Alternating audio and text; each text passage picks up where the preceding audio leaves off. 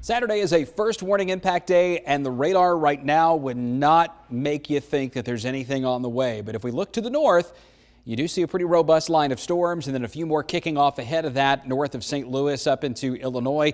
Numerous severe thunderstorm and tornado warnings in Missouri and Kansas, Oklahoma, up into Iowa, Wisconsin, and Illinois tonight.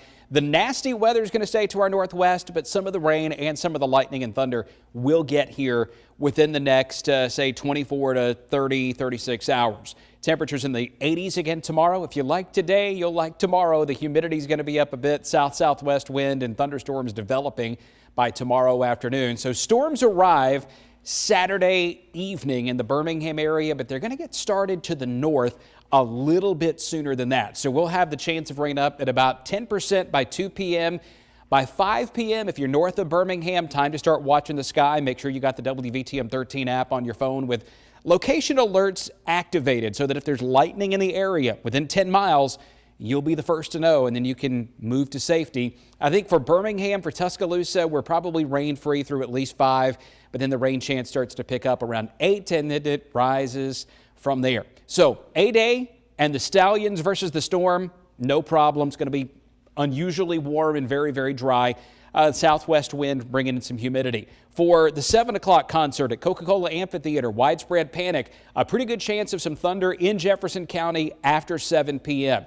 So that could interfere. I don't know that it rains it out, but it may interfere with it, could have a delay, or maybe even a point where you have to leave your seat and go to an interior area, maybe even back to a car, depending on what the policies are there. For Morgan Wallen at Bryant Denny, thunderstorms are more likely after 7 or 8 p.m., and it could go into his primary set, which is usually after 9 o'clock at these big concerts. ZZ Top and Dwight Yoakam up at the Orion in Huntsville.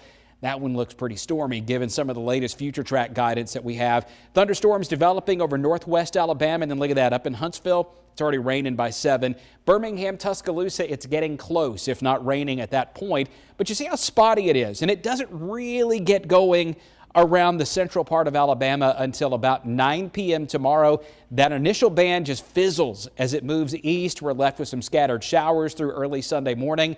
There's the timeline on when I think rain would start, the best chance.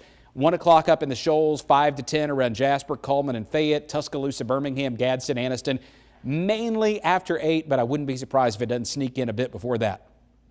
This is disappointing. We're going to get all this rain that comes through at the wrong time, and it's only going to add up to maybe a few tenths of an inch. Then it turns cooler at least, so it'll start feeling a little bit more like spring instead of early summer. Highs in the 60s on Sunday. It will also be breezy. Monday morning, we're looking at temperatures down in the 40s, as cold as 40 in Gadsden, 45 in Birmingham and Tuscaloosa, 43 at Eutaw and Aliceville. And if you're thinking rain in the distance, yes, I do think that by next weekend, there will be a better chance of more widespread showers and thunderstorms. This is 10 days worth of rain, though, and we're still way below average. Typically, between now and the end of the month, we'd have nearly 3 inches. We may be lucky to get 1 or 2 inches starting next weekend.